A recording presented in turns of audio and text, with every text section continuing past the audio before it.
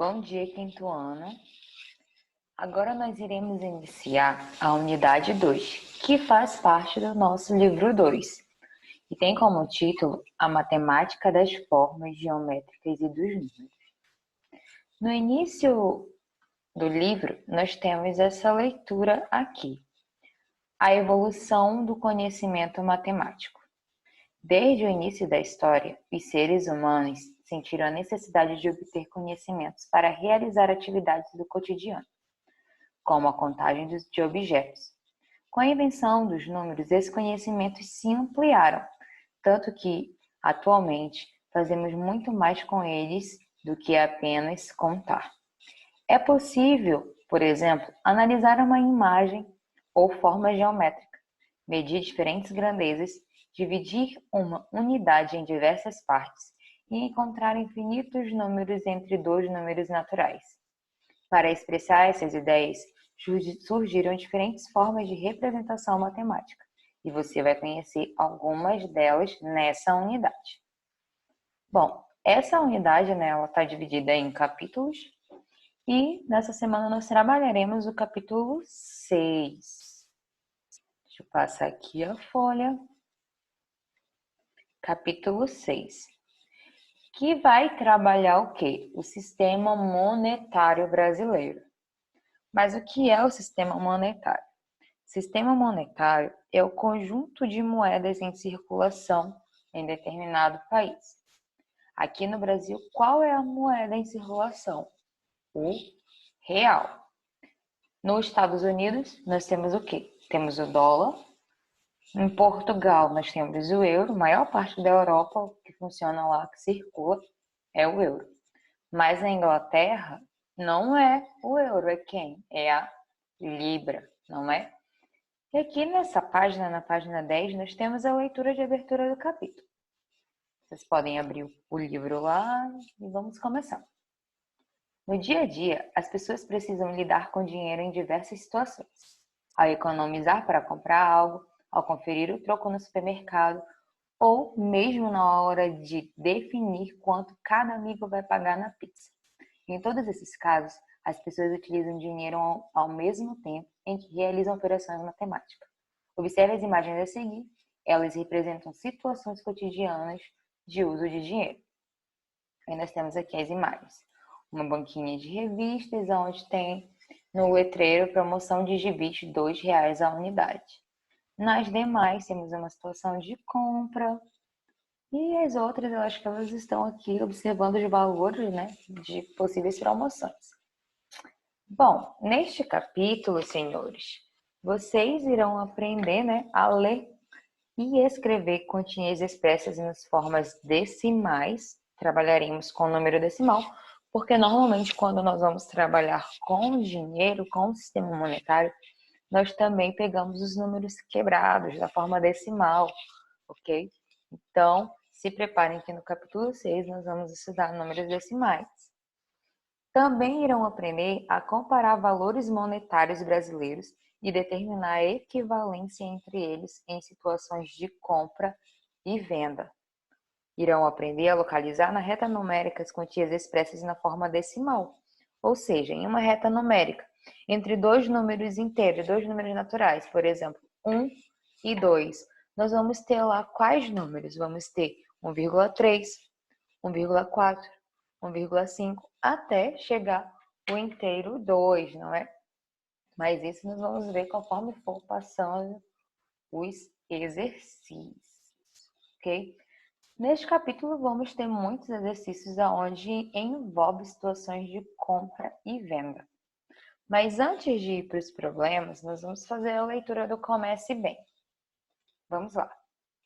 As atividades de compra e venda envolvem o uso de dinheiro. Geralmente, quando as pessoas precisam de um produto e podem adquiri-lo por meio da compra, eles trocam seu dinheiro por aquele produto. Mas houve um tempo em que não havia moedas, cédulas e nem mesmo a ideia que hoje se tem sobre dinheiro. Com o passar dos anos, o comércio foi estabelecido e o dinheiro se tornou cada vez mais importante para a sociedade. Leia a história a seguir e saiba mais sobre esse assunto.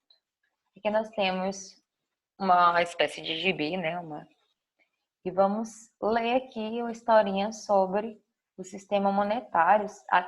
Na verdade, né, como as pessoas faziam antes para fazer a troca de produtos, de adquirir algo que elas queriam antes de chegar o dinheiro que hoje nós conhecemos.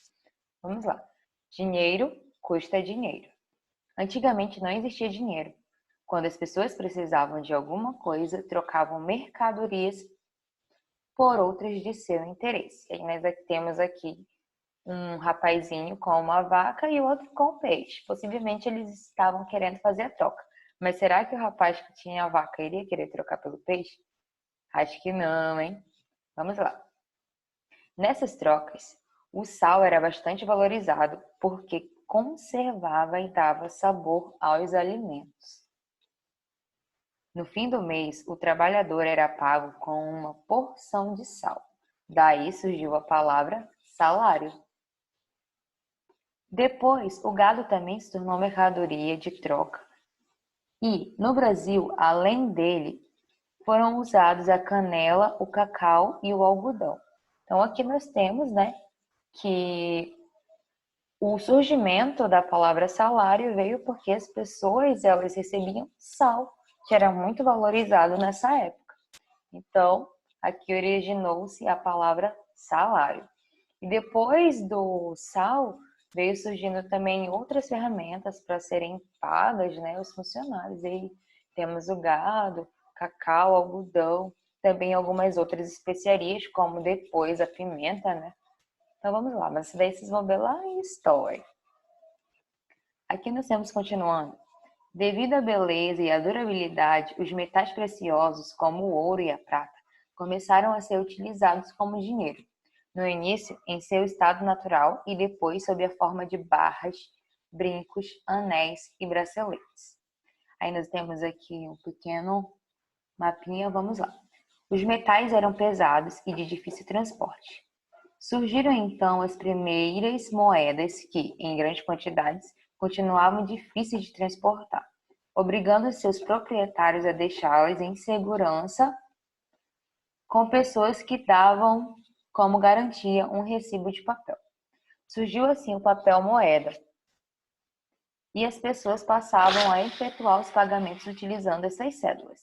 Para cuidar da circulação dessas moedas, os governos criaram os bancos centrais. Então, nós temos aqui uma figura de um banco central, aonde diz assim: o Banco Central do Brasil é quem determina quando e quanto dinheiro deve ser fabricado e distribuído para a população. A fabricação das moedas, das cédulas e das moedas, né, é feita pela Casa da Moeda do Brasil. Então, o Banco Central determina e a Casa da Moeda faz. Vamos lá. Nossas moedas são feitas com aço inoxidável, cobre e bronze, que é para elas não envelhecerem tão rápido, né? E as cédulas são feitas com papel e tintas especiais com elementos de segurança para evitar falsificações. Então, cada cédula, né, eles têm os elementos dele, tem alguns, digamos que códigos de barras, né, uma numeração, onde identifica a veracidade delas. Quando a Casa da Moeda produz o lote, digamos assim, ela já produz com essa numeração específica, dizendo que essa cédula foi fabricada aqui e que ela não é falsa. Aí quando as pessoas querem falsificar, né, já não tem mais essa veracidade aqui. Vamos para a próxima parte.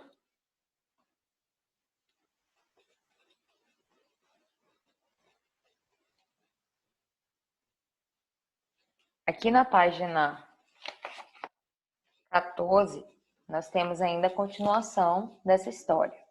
Nosso dinheiro retrata a história, a cultura, a fauna e a flora do Brasil. Não sei se vocês perceberam, mas em cada cédula existe um animalzinho, não é? Então, está representando aqui os animais que tem no Brasil, não é mesmo? A fauna. O mico-leão dourado, que é um animal que está em extinção, não é? São animais que fazem parte da nossa cultura, né? Que tem aqui no nosso Brasil e é difícil encontrar em outro lugar. Aí vamos lá. Devemos ajudar a conservar o dinheiro. Não rabisque, não rasgue e não amasse as notas. Assim, elas duram mais. Quando uma nota ou moeda estiver muito estragada, leve a um banco para ser trocada.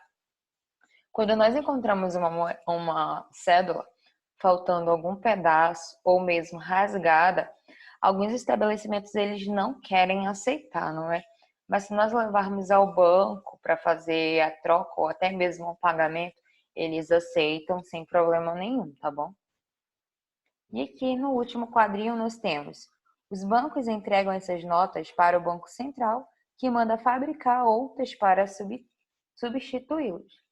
Então, depois que nós levamos ao banco, o banco encaminha essas cédulas que estão, digamos, defeituosas para o Banco Central, aonde irá emitir lá na Casa da Moeda, né, cédulas novas, ok? Vamos aqui para a página 15. A página 15, a questão 1 e 2 são respostas pessoais. A partir da leitura que foi feita, vocês irão tirar as conclusões para respondê-las, ok? Questão 1. Como as pessoas obtinham os produtos que precisavam antes de existir o dinheiro?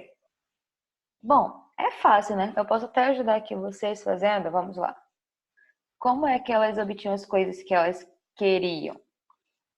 Elas trocavam seus produtos, né, com outras pessoas por mercadorias de seu interesse. Então, para efetuar essa troca aí, tinha que ser por algo que eles quisessem, por algo que eles tivessem interesse, ok? E aí vamos aqui na 2. De que forma é possível contribuir para a conservação da moeda? Aí você vai estar dizendo aqui o que pode ser feito para conservar a cédula e as moedas. E é uma resposta pessoal, RP de resposta pessoal, ok? Mas aqui no nosso quadrinho tem explicando, né, que devemos ajudar a conservar o dinheiro, não rabisque, não amasse, né, as notas e assim elas irão durar mais. Você pode estar copiando aqui, mas também pode estar concluindo outras coisas através do seu entendimento. Continuando, nós temos que no Brasil já existiram diferentes moedas em circulação. As mais recentes foram Cruzeiro, Cruzeiro Novo, Cruzado, Cruzado Novo, Cruzeiro Real e, por fim, o que nós conhecemos, que é o Real, que está vigente desde 1º de julho de 1994. As cédulas em circulação no Brasil, assim como em outras partes do mundo, apresentam desenhos representativos do país em sua parte frontal e em seu verso. Geralmente, na frente da cédula há uma esfinge, que é a representação da imagem de uma pessoa real ou simbólica, como se fosse desenho de uma escultura. Veja agora algumas características da cédula de real, que é a atual moeda do nosso país, né, do Brasil. Nós temos então aqui a esfinge, né, da República, que é esse desenho que é parecido com uma escultura, como a própria classificação diz. Nós temos a cédula de R$2, cores predominantes azul e cinza, aqui é a frente, né, esfinge da República, e no verso nós temos o desenho de uma tartaruga. Aqui, ó, figura de uma tartaruga de pente.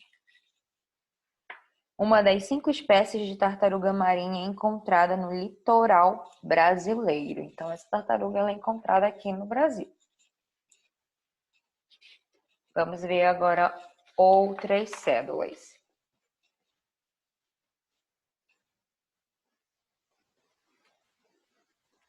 Cédula de R$5. A cor predominante é a violeta.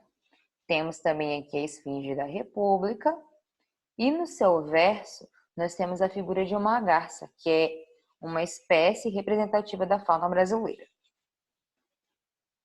Na cédula de R$10, nós temos na sua frente a esfinge da República, a cor predominante é o vermelho, e no seu verso temos a figura de uma arara, ave de grande porte, típica da fauna do Brasil e de outros países latino-americanos, certo? Questão 3. Quais são os valores das cédulas em circulação no Brasil atualmente? Quais são as cédulas que nós encontramos aí em circulação nos mercados? Temos do menor para o maior as cédulas de 2, 5, 10, 20. Deixa eu aumentar aqui. 20, 30? Não temos cédula de 30, né? Temos a cédula de 50 e, por fim, 100 reais. Então, as cédulas que nós temos, o dinheiro de papel que nós temos, são quem? 2, 5, 10, 20, 50 e 100 reais. Podem copiar.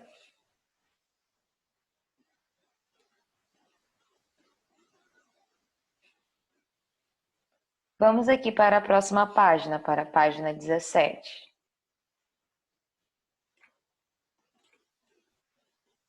Na página 17, a questão 4, fala assim: observe as seguintes cédulas que nós temos a frente e o verso em circulação no Brasil e anote as suas principais características. Nós temos aqui cédula de 20 reais, ok, sua frente e seu verso. Cores predominantes. Eu vou fazer a cédula de 20 reais com vocês e vocês vão fazer, né, as demais. Cores predominantes: amarelo e laranja. O que nós temos na frente? Assim como todas as outras, nós vamos ter a esfinge da República. Esfinge da República. Esfinge da República. No seu verso, nós vamos ter a figura do quê? De um mico-leão dourado, né? Temos o mico-leão dourado. Esse mico-leão dourado, ele é nativo, tá, gente? Vou colocar um ponto seguido. Nativo da Mata Atlântida. Atlântica. Atlântida é o Aquaman. Então, o mico-leão dourado, ele é nativo da Mata Atlântica, tá bom, gente? E aí, quando chegar aqui na cédula de 50 e na de 100, vocês vão colocar cor predominante. Qual é a cor predominante da cédula de 50? O marrom e bege, né? Na frente, nós temos aqui a esfinge da República. E no seu verso, nós vamos ter a figura de quê? Da onça pintada, né? Lá na cédula de 100 reais, aqui mais abaixo, deixa eu apagar a de 20, para poder baixar aqui para de 100. Na cédula de 100 reais, nós vamos ter a cor predominante, o azul. São tons de azul, não é? Então, você vai colocar aqui, tons de azul ou tom predominante, né? A cor predominante, o próprio azul. Na sua frente tem a efígie da República e no seu verso vai ter o quê? Qual é a figura aqui? Qual é o animal? É um peixe. Aí vocês vão dizer qual é o nome do peixe, vão pesquisar qual é o nome do peixe e colocar aqui, tá bom? Próxima página, na página 18, nós vamos ter a seção Mais Atitude. Essa atividade do Mais Atitude, você irá ler a página 18, poupar para realizar sonhos, e vai vir aqui na página 19, e a partir da sua realidade, você vai preencher esse questionário. Preenchido esse questionário, você vai tirar foto dessa página, somente da página 19, ok? e vai encaminhar por e-mail. Peça para os seus pais ou para o seu responsável tirar a foto dessa página e encaminhar por e-mail. Essa atividade aqui vocês irão realizar em casa, tá bom? E encaminhar para mim. É uma forma de avaliação de vocês para obter a média aí do segundo bimestre, tá ok? Então, nossa aula acaba aqui. Espero que vocês tenham compreendido. Nós temos aí nessa semana mais as aulas virtuais para estar tirando as dúvidas, estar trabalhando com os outros exercícios. Por enquanto, esse início do capítulo 6 está mais light, só mesmo para vocês conhecerem a moeda real, conhecerem as cédulas que tem em circulação aqui no Brasil e também as moedas, né? Quais são as moedas? Mais adiante vocês vão ver as características das moedas, assim como nós estudamos as características da cédula do real, tá bom? Então, por enquanto é isso. A aula de hoje nós terminamos aqui e até a próxima.